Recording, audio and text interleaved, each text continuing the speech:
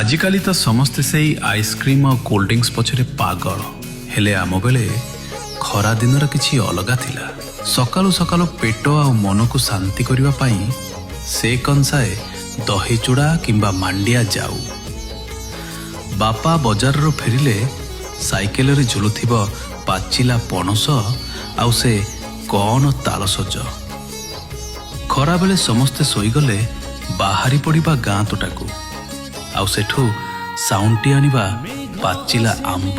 सेई आंब लंच रे दही पखाल सांग को खाइबा जो तृप्ति ताहा आजिर कौनसी पंचतारका होटेल रे भी मिलिबनी। घर बारी रे माँ लहुणी मारिला बेले सेई सतेज चलापणार स्वाद आज भी जीभरे लगी रही। अगनारे जेजेमांको से आंब अचार सुखैबा आउ मांको हातर से चटपटा आंब खटा सबु जेमिति गोटे गोटे स्वप्न भली लगे।